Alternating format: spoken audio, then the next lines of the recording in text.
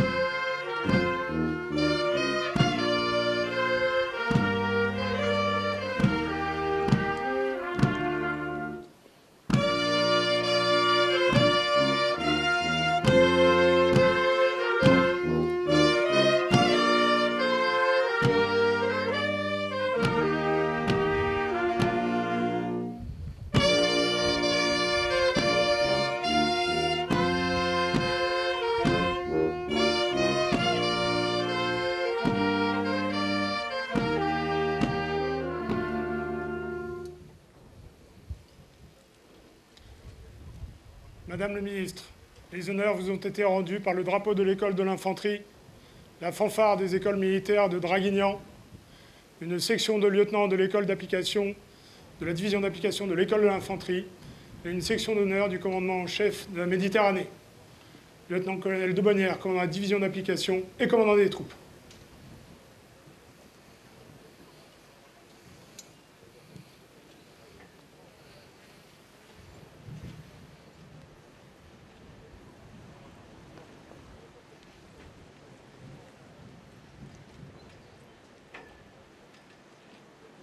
Reposez. Arme.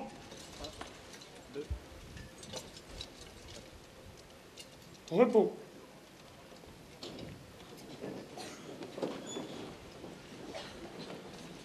Lecture d'un texte par Demoura Inès et Berthaud du Chazot Marie-Astrid, élève sous-officier infirmier, élève de l'école du personnel paramédical des armées de la promotion infirmier et infirmière d'Indochine de Lyon.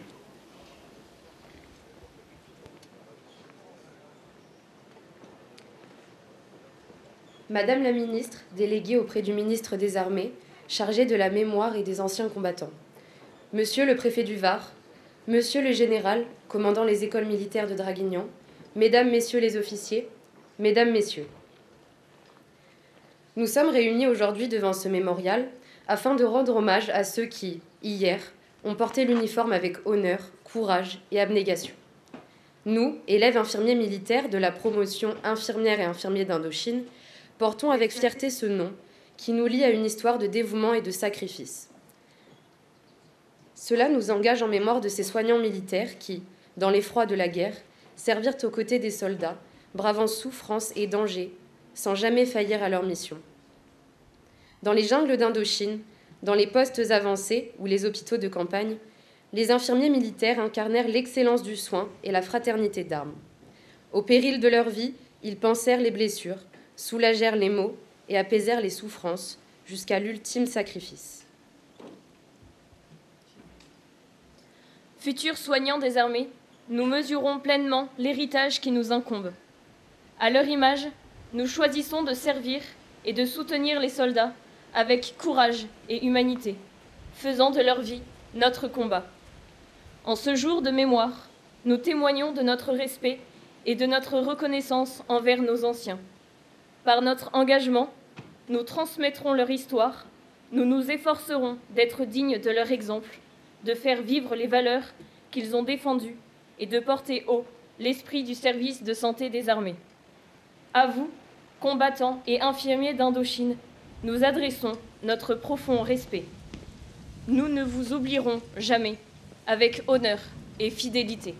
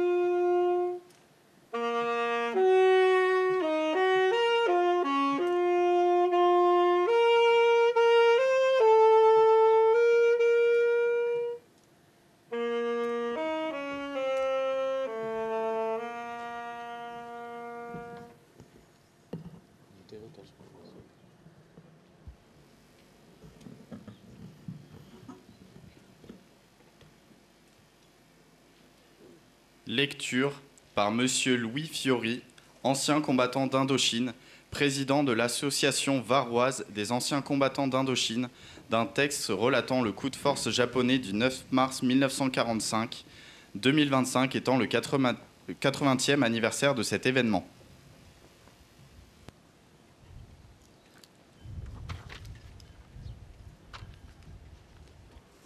Madame la ministre, Monsieur le préfet, Mesdames et Messieurs les élus, Mesdames et Messieurs, nous sommes réunis ici au Mémorial des guerres en Indochine pour rendre hommage à toutes celles et ceux qui sont tombés au service de la France entre 1946 et 1954.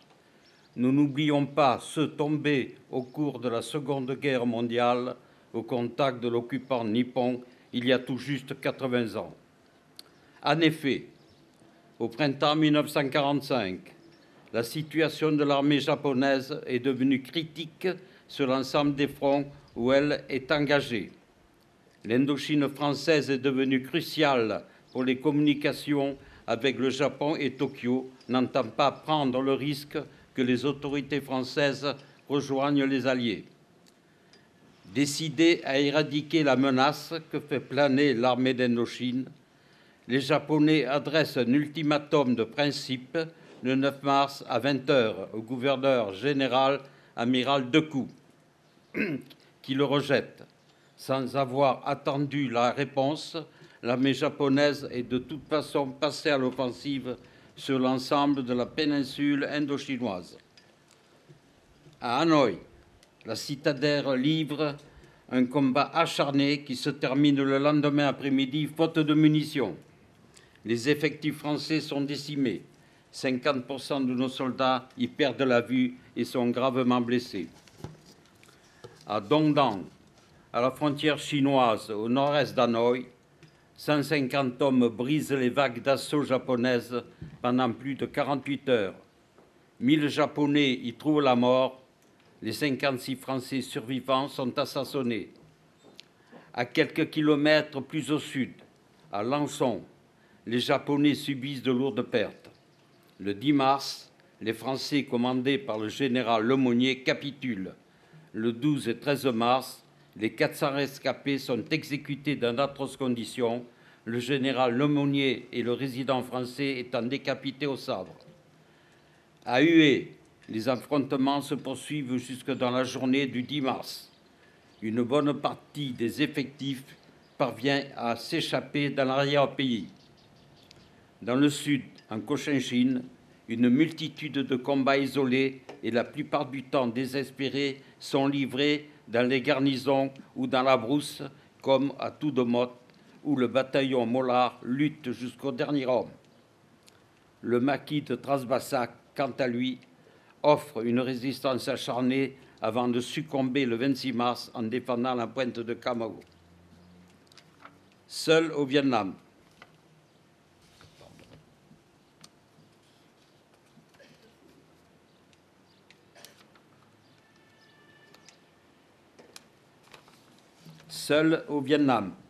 la colonne Sabatier-Alessandrie, constituée de 5500 hommes, dont 3200 Indochinois, réussit à échapper aux Japonais et parvient à franchir la frontière chinoise au terme de 2 mois d'une retraite harassante, sans aucune aide, à l'exception de quelques parachutages britanniques. Au Laos, à Thaket, les assiégés résistent pendant plusieurs jours avant de se réfugier dans les régions montagneuses. Dans le Haut-Laos et dans la chaîne Anamétique, certains détachements tiennent jusqu'à la capitulation japonaise. 5 mois plus tard, grâce à l'appui des populations locales, mais la plupart disparaissent à jamais. On estime à environ 2200 le nombre de soldats français tués le 9 mars et dans les opérations qui suivent. Le nombre de tirailleurs indochinois ayant perdu la vie apparaît sensiblement équivalent. En reconnaissance de leur sacrifice, quelques-uns seront faits compagnons de la libération à titre posthume, comme le capitaine de gendarmerie toulonnais Jean Ders. La totalité des Français d'Indochine reste sous la garde des sceaux des soldats japonais, certains jusqu'au début de l'année 1946. Alors même que le Japon a capitulé depuis le 2 septembre 1945, les militaires et civils pris les armes à la main sont internés dans des camps parfois torturés.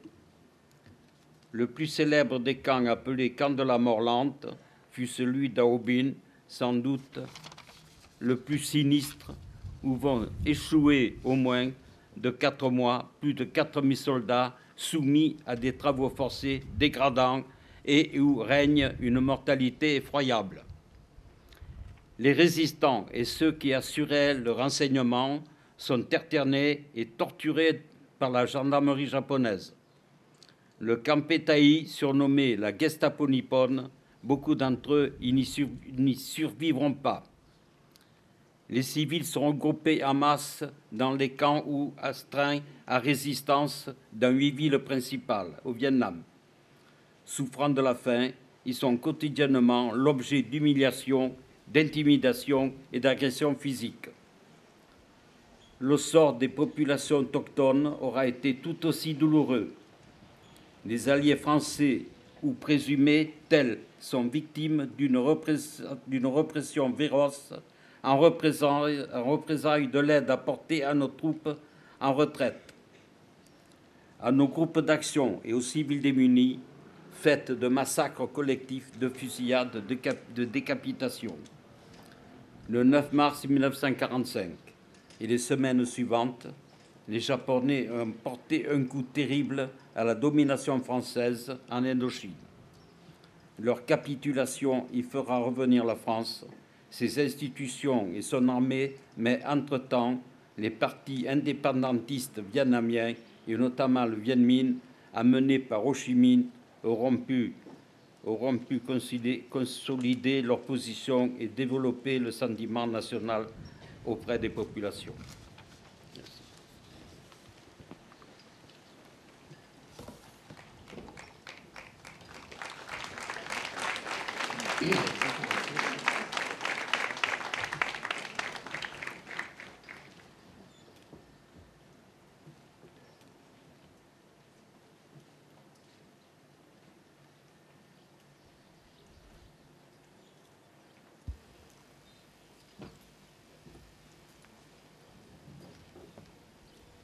Allocution de Madame Patricia Miralles, ministre déléguée auprès du ministre des Armées, chargée de la mémoire et des anciens combattants.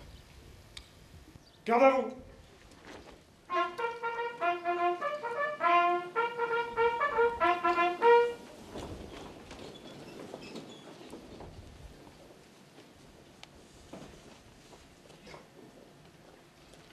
Ouvrez le banc.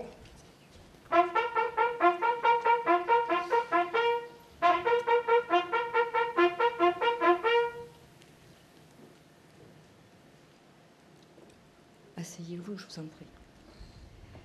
Monsieur le préfet, Mesdames les parlementaires, Monsieur le maire, Mesdames et Messieurs les élus, Monsieur le directeur de la mémoire, de la culture et des archives, Monsieur le préfet, Madame la représentante de la directrice générale de l'ONAC-VG, Monsieur le directeur général de la mission Libération Générale,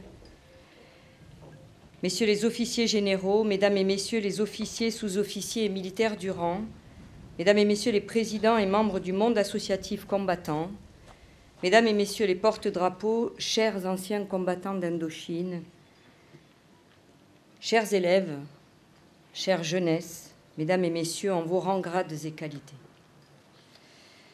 Dans ce haut lieu de la mémoire nationale, où quelques 20 400 soldats morts pour la France en Indochine ont enfin trouvé la paix, près de ce mur du souvenir où sont gravés les noms de près de 35 000 de leurs camarades, nous voici rassemblés aujourd'hui, comme chaque 8 juin, depuis 2005. Cette guerre, trop longtemps effacée, fut pourtant un moment crucial de notre histoire. Ici, à Fréjus, nous sentons plus que nulle part ailleurs le poids des vies qui furent données en Indochine pour la France. Ces vies pleines d'espoir à offrir, ces vies qui avaient trouvé un sens dans l'engagement. Il nous revient de leur rendre cet hommage. De la Seconde Guerre mondiale au lendemain des accords de 1954, plusieurs centaines de milliers d'hommes furent engagés en Indochine sous nos couleurs. Plus de 47 000 soldats métropolitains, légionnaires, tirailleurs africains ainsi que 28 000 Vietnamiens, Cambodgiens et Laotiens, combattant au sein du corps expéditionnaire français en Extrême-Orient, y trouvèrent la mort. Alors que nous parvenons au terme du cycle de commémoration du 80e anniversaire de la Libération, il faut rappeler la place qui prit l'Indochine, y compris dans ce qui allait devenir les prémices d'un nouveau conflit. Souvenons-nous du coup de force japonais le 9 mars 1945, de ces combats qui ne s'arrêtèrent pas le 8 mai 1945, de ces hommes qui résistèrent dans les citadelles et maquis, dans les deltas ou les rizières. Rendons hommage aux 3 compagnons de la Libération, Jean Hertz, René Nicolot et Charles Lecoq, tués par les Japonais en 1945, ainsi qu'aux 457 médaillés de la résistance française au titre de l'Indochine. Ce n'est que le 2 septembre 1945 que le général Leclerc signait l'acte de capitulation japonaise à bord du cuirassé Missouri. Dans les semaines qui suivirent, il prenait le commandement du corps expéditionnaire français et débarquait à Saïgon pour redonner à la France toute sa place. Des unités entières, dont de nombreux combattants venaient de prendre part à la victoire contre le nazisme, furent redéployés, commandos, parachutistes, aviateurs, de plusieurs escadrilles de chasse, contingents formés en métropole ou en Afrique. Tous rapidement engagés dans une tâche plus complexe qu'attendue, où la guerre finit par succéder à la tension. Dans ce conflit où se rejouaient les ultimes soubresauts d'un monde en train de disparaître, celui des empires coloniaux et des protectorats, la France projeta sans transition ses héros de la libération dans un théâtre incertain. L'Indochine devenait un carrefour où s'affrontaient les fidélités anciennes et les revendications nouvelles, à commencer par ces troupes africaines d'élite que la France avait préservées de l'hiver 1944-1945 et qui furent très vite projetées en Extrême-Orient. Il y eut ce trio bouleversant du général Delattre de Tassigny, de son fils Bernard, blessé en 1944, médaillé militaire à 17 ans, et de l'adjudant Werdenberg, le tigre de l'Indochine, ancien du corps français pommier, à qui le général demanda d'aller rechercher le corps de son fils tombé à Minh Binh. Il y eut ce trio contrasté, le général Leclerc, l'homme du serment de Koufra, Marcel Bijard, parachuté en Ariège en 1944, dont les cendres reposent aujourd'hui ici, à Fréjus. 2 légendes, 2 tempéraments différents mais unis dans l'engagement immédiat, comme la typique générale de la Bollardière, arrivant dès octobre 1945 avec les SAS, qui formeront la base du 1er bataillon colonial de commandos parachutistes. Et puis, il y eut l'héroïsme de Dien Bien Phu, cette bataille qui devait durer 15 jours, se remémorera le réalisateur Pierre Schonderfer, et qui en dura 55. Cette bataille qui concentre tout ce que fut la guerre d'Indochine. Le courage du 6e BCP et du 1er RCP qui conquiert la cuvette et ses hauteurs. L'audacieux lieutenant Brunbrook qui ordonna à ses tirailleurs coloniaux face aux vagues ennemies de déboucher à zéro pour offrir aux camps retranchés un sursis. L'intrépidité des parachutistes vietnamiens du 5e Boan, commandés par le commandant Botella, qui montèrent à l'assaut en chantant la Marseillaise. La solidarité de ces 709 volontaires d'un saut, largués sur Dien Bien Phu aux dernières heures de la bataille pour que l'on ne dise pas que tout n'avait pas été tenté pour sauver le camp retranché. Cette dignité du combat alors que l'homme luttait contre l'homme avec à peu près les mêmes armes et que le courage et l'endurance l'emportaient plus. Cette vérité nue éprouvée au ras du sol rappelle que le fracas de l'histoire est aussi fait du souffle court de ceux qui avançaient malgré tout. Qu'il soit donc rendu hommage à tous ceux qui vécurent ces heures vertigineuses de 1945 à juillet 1954 au service des armes de la France. Que leur combat, dans les conditions les plus rudes, ne soit jamais oublié. Sur les mers, dans les airs, sur la terre, appuyés par un soutien logistique capital, soldats des trois armées et supplétifs indochinois affrontèrent un ennemi déterminé, redoutable, dans un environnement éminemment hostile.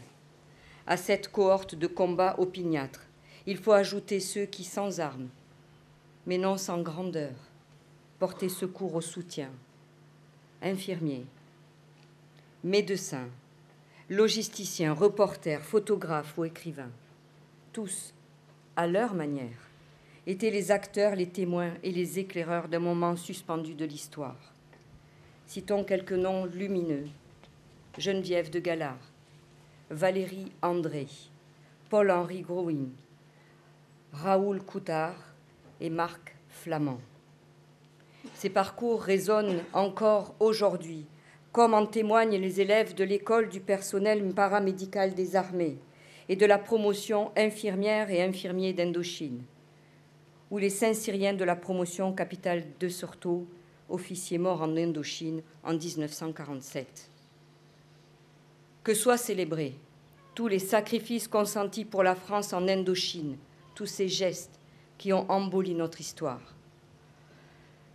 Que soient salués tous ceux qui, d'abord silencieux, surent trouver les mots, souvent longtemps après les combats, pour dire l'épreuve, la bravoure, la souffrance, la honte parfois, qui sont parvenus à pleinement réintégrer cette expérience indochinoise dans la mémoire nationale. Que soit rendu hommage aux milliers de prisonniers et que jamais ne s'efface le souvenir de ceux que la faim, la maladie ou l'épuisement ont brisés dans les camps. Dans les accords de Genève, ont mis officiellement fin au combat, plus de 20 000 soldats français sont demeurés prisonniers. Ils devaient connaître encore les longues marches infernales, leur chair martyrisée, les privations, et pour beaucoup, la mort. Leur endurance face à l'épreuve, leur force d'âme, leur courage souvent oublié, appartiennent à notre histoire. Que le souvenir soit honoré enfin des civils arrachés à leur foyer par les bouleversements de 1954. Rapatriés dans l'urgence, souvent démunis, ils durent tout reconstruire dans une métropole inconnue, mais dont ils acceptaient de faire leur terre d'avenir. Tout à l'heure, 2 plaques seront dévoilées ici. La première en hommage à 4 combattants français d'Indochine, rapatriés après la découverte de leur sépulture et réinhumés aujourd'hui, grâce au travail de l'Office national des combattants et victimes de guerre que je veux saluer. Parmi eux, le caporal Guy Simon, du 1er bataillon de parachutistes coloniaux. La seconde plaque est à la mémoire des combattants réguliers et supplétifs vietnamiens, cambodgiens et laotiens morts pour la France en Indochine, car leur contribution a été essentielle et nous devons leur rendre un même hommage. Que soit transmis aux générations nouvelles ce double héritage, celui du courage et celui de la vérité, non pour exalter la guerre, mais pour faire comprendre ce qu'elle protège, ce qu'elle peut exiger, ce qu'elle détruit, mais ce qu'elle révèle aussi de la force humaine. En réunissant les Françaises et les Français devant les monuments aux morts, à travers tout le pays, cette journée nationale d'hommage rappelle que la reconnaissance de la nation ne s'éteint pas. Elle s'approfondit au fil du temps, à la mesure que le souvenir devient mémoire et que la mémoire devient conscience. À ceux qui sont morts pour elle, à tous ceux qui venaient de s'engager et qui avaient 20 ans, belle poitrine, comme dans le refrain du régiment, à ceux qui ont été pris à donner leur vie, à ceux qui ont souffert. La nation exprime aujourd'hui sa fidélité et sa gratitude. Honneur à ceux d'Indochine. Vive la République et vive la France.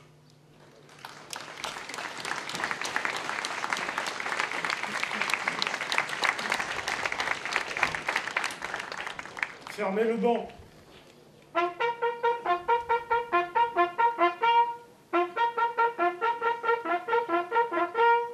Repos.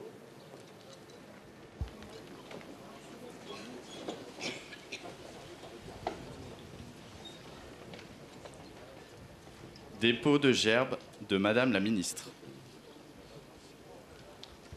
Garde à vous.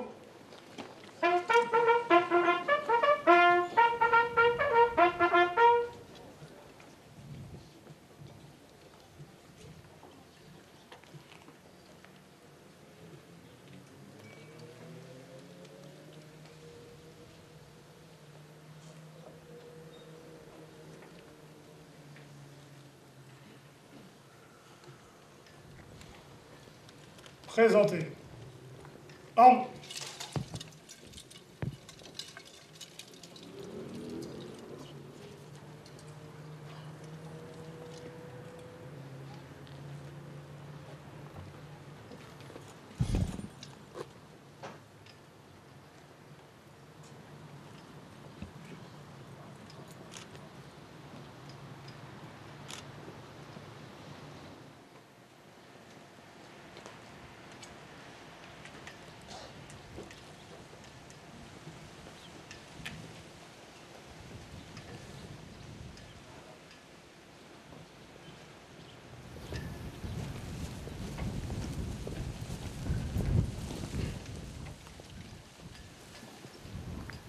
Au bord.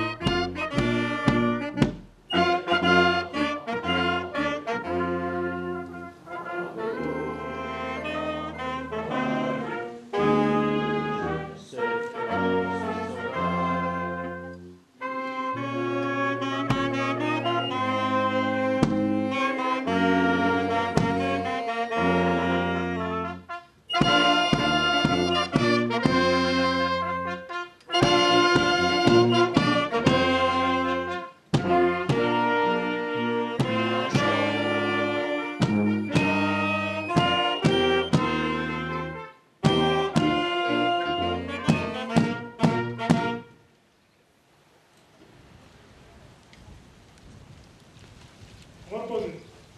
Armes.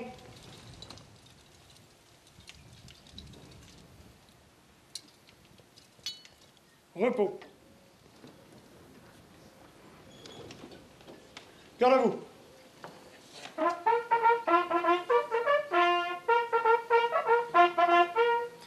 Présentez. Armes.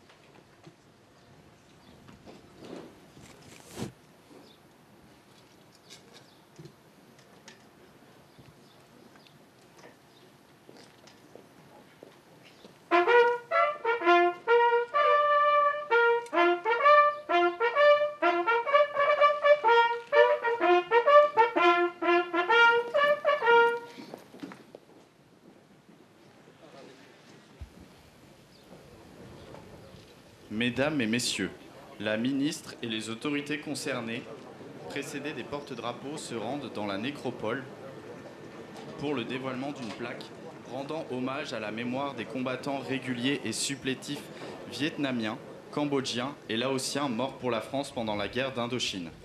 La ministre dévoilera également une plaque à la mémoire des 4 soldats français morts pour la France en Indochine, rapatriés en France le 11 avril 2024.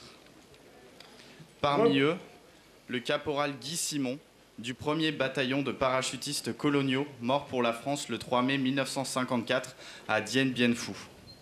Nous vous demandons de rester à votre place. La cérémonie ne sera terminée qu'après les honneurs rendus au drapeau. Reposez. Ordre.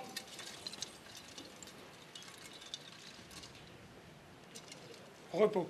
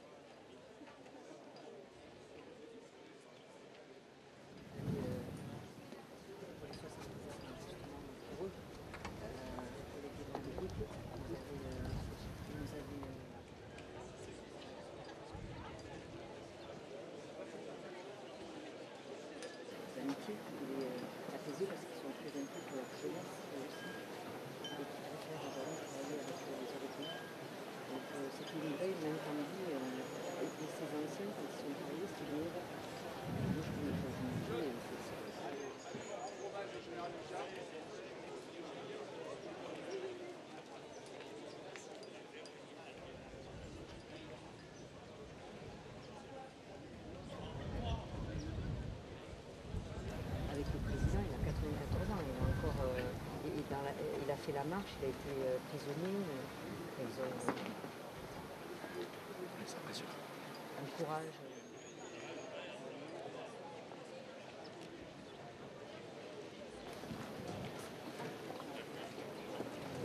Ce qu'on arrive à faire aujourd'hui quand on retrouve les soldats. Voilà, on dit.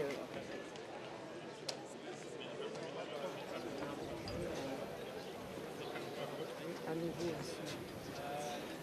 La famille entière. Ici. Un des meilleurs et on va dire même c'est le meilleur. Je l'avais vu déjà l'année dernière, elle est pleine de sang.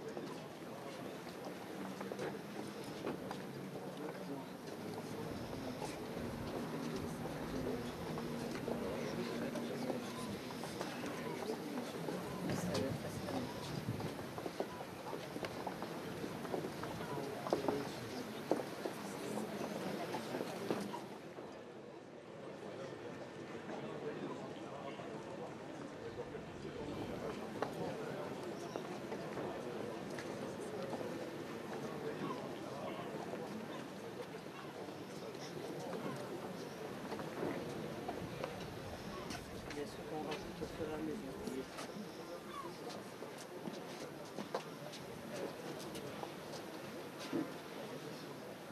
Là, ça a été. Bon, maintenant, ils sont formés. On a fait partir l'INRA, on est formé justement quand ils font les travaux, comme l'aéroport.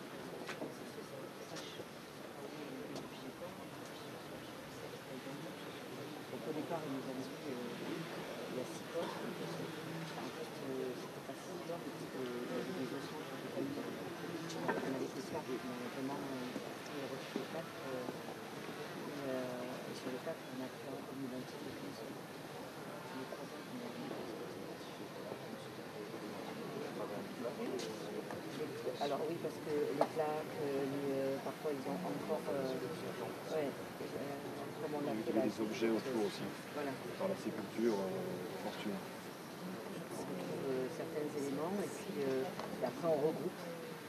Là c'était très clair. On a fait ça aussi, j'ai fait ça il y a 10 jours, là, à Zuidcourt. La mer a rendu encore le sable. Et dessus, c'était un tirailleur marocain, donc on a pu l'identifier.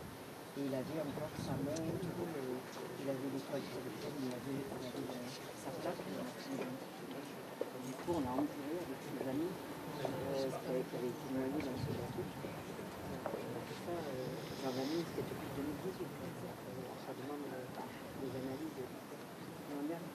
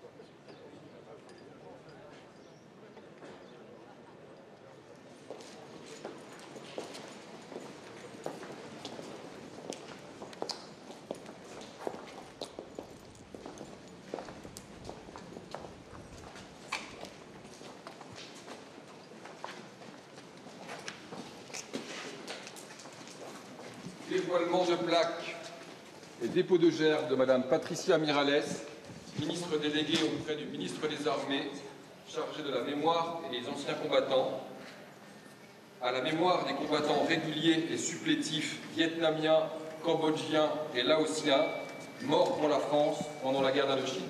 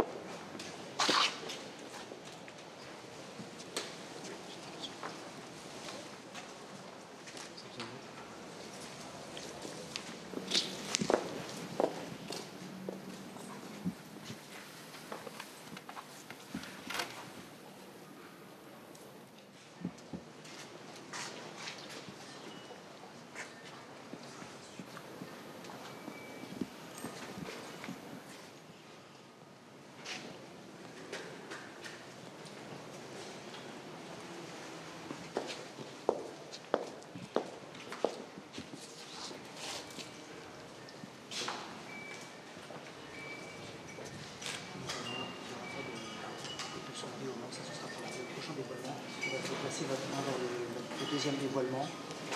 Il n'y aura pas la place pour se déplacer en rang protocolaire, donc on le reformera à nouveau. D'accord. Ok.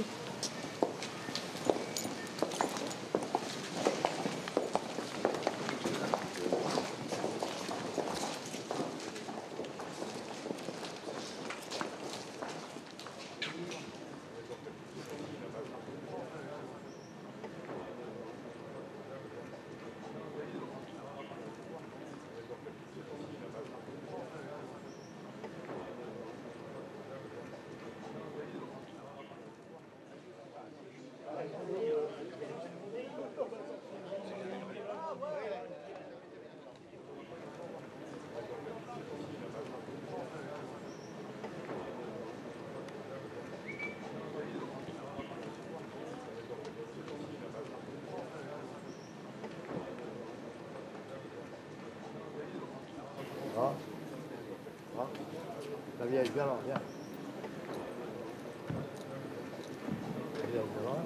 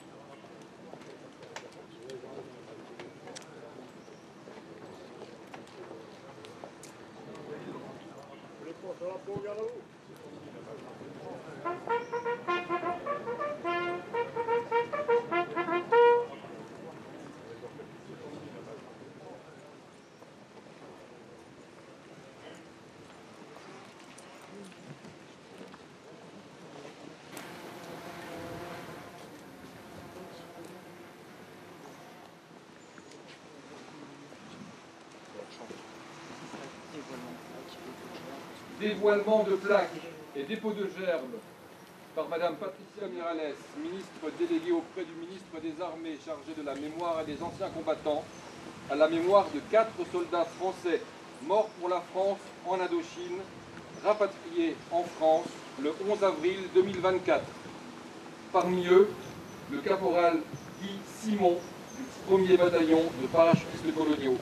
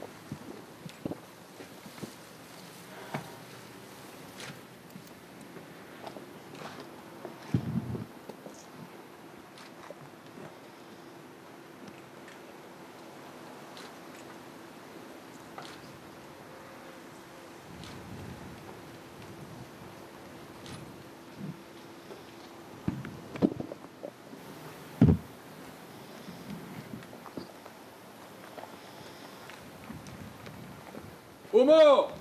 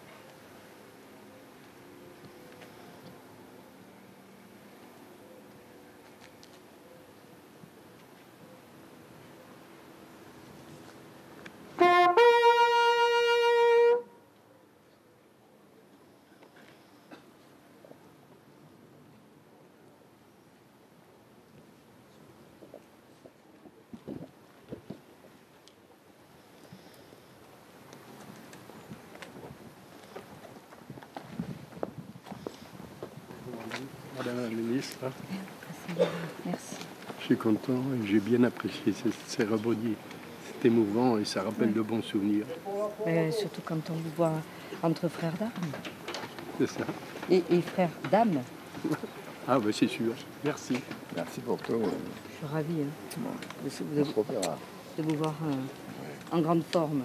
Ouais, 88 ans. J'étais le plus jeune engagé volontaire de l'Indochine à 18 ans, à l'époque, en 1956.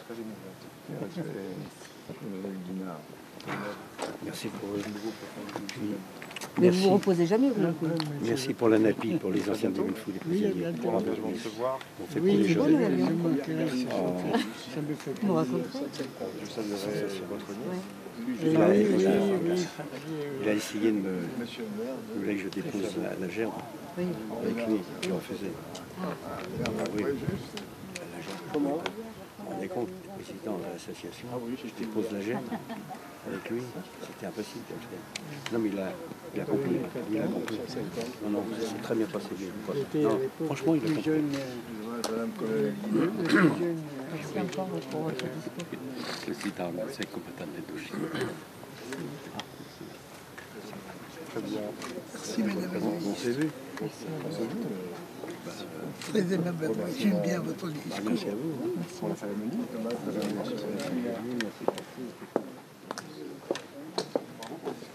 Bonjour. Michael Flametex. Merci. Je vous en prie. Merci à vous d'être venu. Merci. Je suis content de vous revoir. Ça va bien? Très bien. Moi, je ne peux pas vous suivre, mais... Non, mais il y avait une bonne question sur la fondation Arki. On travaille, on est en train de... Je pense qu'on va pouvoir la rattacher, parce que comme il y a quand même énormément d'argent dans une fondation, je pense qu'on va réussir à l'intégrer dans la fondation qui existe bien déjà, c'est des anciens amis qui sont d'accord pour ça, comme ils sont anciens combattants, comme on est en train de travailler là-dessus. J'ai une réunion la semaine prochaine. Voilà, on avance. Merci. Avec plaisir. Bonjour. Ancien combattant du PG sur Argent. Merci beaucoup, monsieur. De rien. C'est un honneur de porter le Bonjour, comment va la gendarmerie? Très bien. Et je viens là aussi en mémoire de mon père qui a fait l'Indochine en 53 et 54. Il en parlait un peu? Ah, il m'en a toujours parlé. Toujours parlé. Du temps de son, donc vous êtes encore un témoin, vous aussi, aujourd'hui? Témoin lointain, mais... Vous avez hérité de cette voilà, mémoire. je suis né pendant la guerre d'Indochine. Mon père était en Indochine quand j'ai vu le jour. Donc je n'ai connu mon père que 9 mois après. Ouais, c'est ça. Voilà. Mais après, c'est un peu je l'histoire suis fier. Mon père m'a dit, j'ai connu mon père 5 ans après, parce que mon grand-père a fait l'Italie, donc au Cassino, débarquement de Provence. Je dis, donc je ne savais pas tout. Mon père arrivé, j'avais déjà 5 ans. Ben oui. C'est dingue. C'est dingue. Et puis vous avez un beau patch. Oui. Merci. Je le porte fièrement aussi. Merci. Bonjour. Bonjour. Ancien militaire du 21e mouvement, porte-drapeau du souvenir français de Saint-Raphaël. Merci beaucoup. Oui. Troupe de marine. Oui. Proche-Étienne. Bonjour. L'association des officiers mariniers. Merci.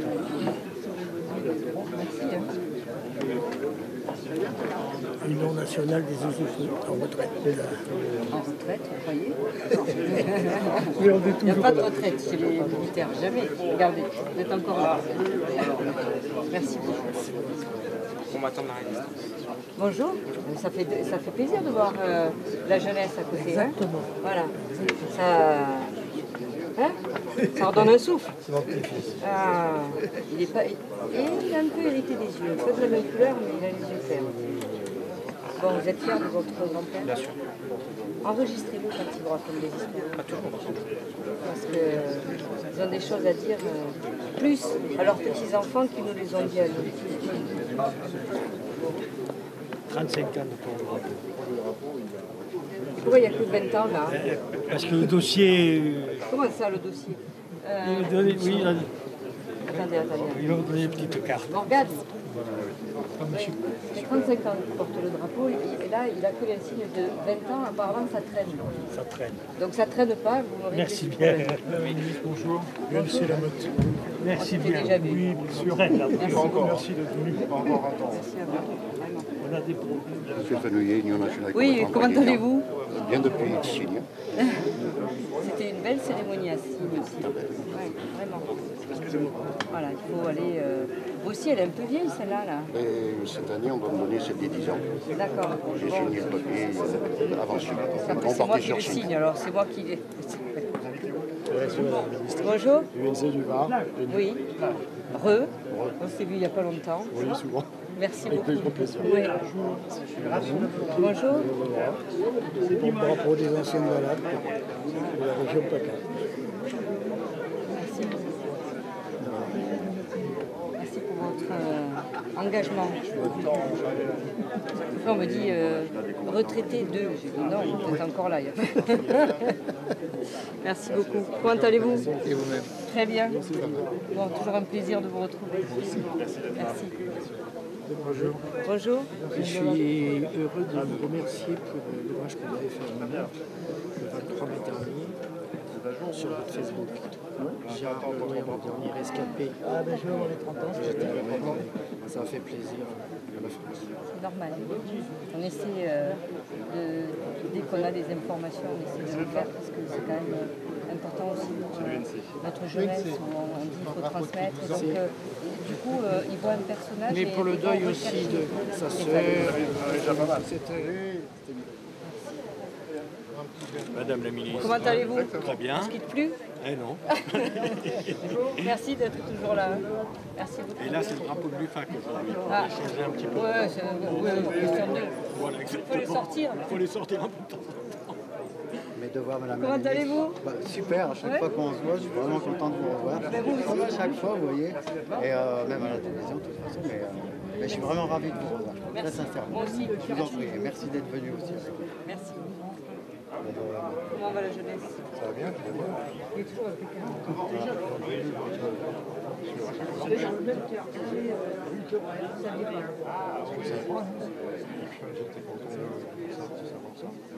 Moi, j'ai vécu à Ille-et-Pur, avec la comtesse de Rohan.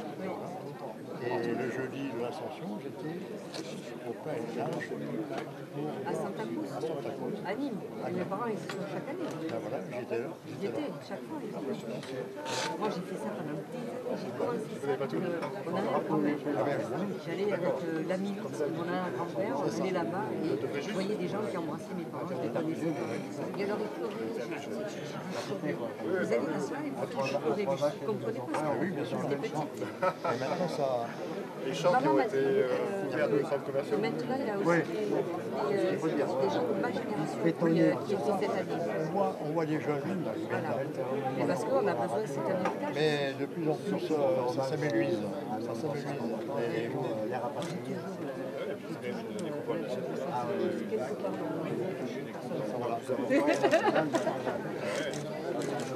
Madame la ministre. Bonjour.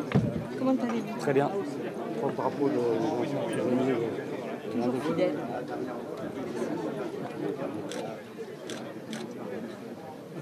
Comment allez-vous? Très bien, merci. Je suis le président du soir Jean Rest, pour le drapeau de l'origine.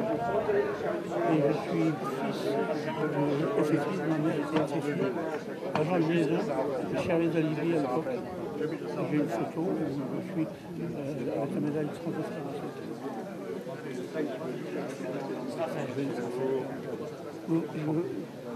J'ai dit la famille de Miralles, qui est très Ma famille touranaise. Il y a une famille qui est venue,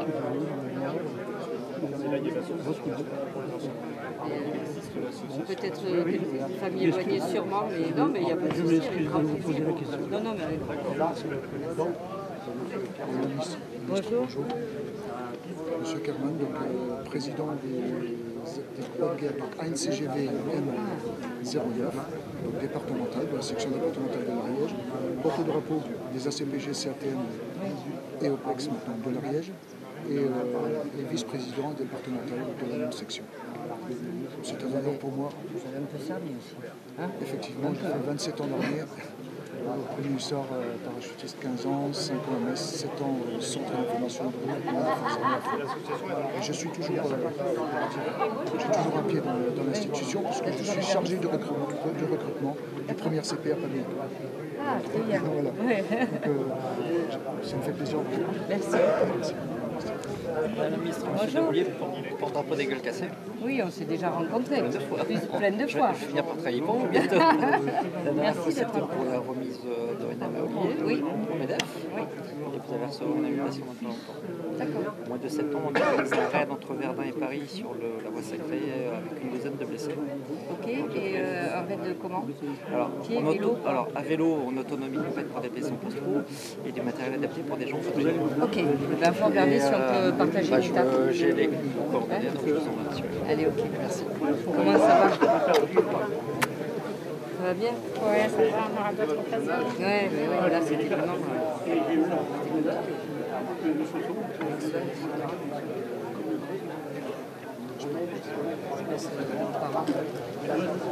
Merci. Bonjour les jeunes. J'ai dit les jeunes, je vois le monsieur qui me regarde. Avec plaisir. Alors, SNU, vous l'avez fait là maintenant? Non. Il y a un moment? Il y a un moment. Ok. Et donc les MIG, vous les avez fait où? À l'UNC, pardon. On s'appelait tout ça. Ils sont forts à l'UNC. Merci, parce que c'est important aussi pour nos anciens de voir que la jeunesse qui a ça en héritage commence à s'en saisir. C'est important pour continuer à faire vivre cette histoire. Et alors vous êtes en seconde? Première année d'histoire. Vous êtes bien à votre place là. Pour vous? Je suis en école de GE. Ok. Et vous? Terminale. Terminale. Et donc vous voulez faire quoi? C'est quoi Parcoursup? Vous avez quoi? Parcoursup, j'ai rentré Saint-Cyr à l'école. Parfait. C'est BTS. Bon. On va s'accrocher. Oui, on va s'accrocher. Mais c'est bien. Je suis fière de vous. Merci à vous. Madame la ministre. Comment vont les vétérans? Tout va bien? Oui, Tout ça va? bien. Ouais. Bon, ça fait plaisir de vous voir. Oui, aujourd'hui pour le drapeau de la SAF, donc l'association de soutien à la française. Alors, premier pour drapeau. À bientôt.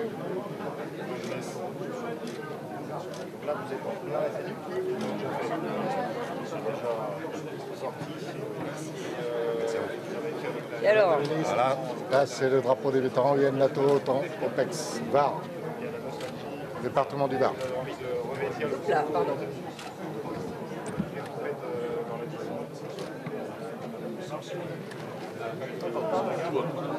Merci.